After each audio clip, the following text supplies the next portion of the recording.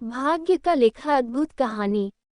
हमें जीवन में सभी का ध्यान रखना चाहिए। हमें ऐसा कोई भी काम नहीं करना चाहिए जिससे हमारे साथ साथ दूसरों को भी दुख पहुंचे। ये कहानी भाग्य का लिखा अद्भुत कहानी भी इसी बात पर है, आपको पसंद आएगी। राजकुमारी एक दिन अपनी सहेलियों के साथ शिकार पर चली गई। राजा को इस बात का बिल्कुल भी पता नहीं था। जब राजा ने देखा कि राजकुमारी नहीं तो राजा ने पूछा कि राजकुमारी कहाँ चली गई।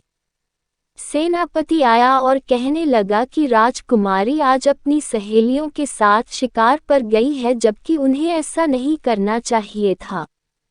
राजा को जब ये बात पता चली तो उन्होंने सिपाहियों को भेजा राजकुमारी को वापस लाने के लिए। राजकुमारी अपने शिकार में इतनी मगन हो चुकी थी, उन्हें ये भी नजर नहीं आ रहा था कि वहां पर एक साधु महाराज जी तपस्या कर रहे हैं। साधु महाराज जी को शिकार समझकर राजकुमारी ने तीर चला दिया और साधु महाराज जी को तीर लग गया। अब राजकुमारी साधु महाराज जी के पास गई और उन्होंने देखा कि साधु जी के तीर लग गया है। उन्होंने माफी मांगनी चाहिए। साधु महाराज जी ने कहा कि अब तुम्हें इस बात की सजा मिलेगी।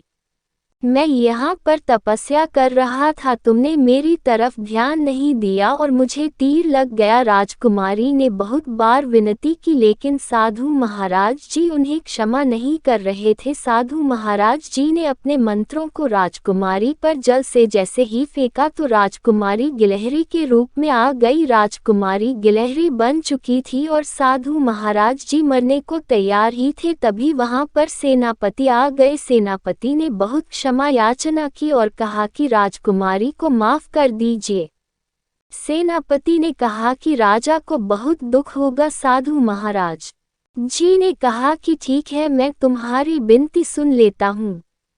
तुम्हें एक काम करना होगा। उस पहाड़ी पर एक ऐसा फूल होता है जिसको जाकर तुम राजकुमारी को खिला दोगे तो वह वैसे ही जैसे रूप में आ जाएगी और उसके साथ साथ महाराज जी यह कहकर दुनिया से चले गए। सेनापति भागते हुए राजा के पास गए, पूरी बात राजा को बताए। राजा को बड़ी चिंता होने लगी। राजा यही सोचने लगे कि भाग्य का लिखा कोई नहीं मिटा सकता, हमें उसके सामने झुकना पड़ता है। और वह उस पहाड़ी पर अपने सैनिकों को भेजा जिससे उस फूल को प्राप्त कर सके, लेकिन कोई भी सैनिक वहां से वापस नहीं आया। राजा को कुछ भी समझ में नहीं आ रहा है। जितने भी आदमी हैं वह फूल को लाने के लिए भेजता था, कोई वापस नहीं आ रहा था। राजा को बड़ी चिंता होने लगी क्योंकि वहां से कोई भी आदमी वापस नहीं आ रहा है। इस तरह तो कभी भी राजकुमारी ठीक नहीं हो पाएगी। तभी गांव से एक आदमी राजा के पास आया और कहने लगा कि अगर मैं आपकी राजकुमारी को ठीक कर दूं तो आप मुझे अपने राज्य में कोई नौकरी दे दोगे। राजा ने कहा कि अगर तुम ये काम करते हो तो मैं तुम्हें भी सेनापति बना दूंगा। आदमी बहुत गरीब था और अपनी समस्या से गुजर रहा था।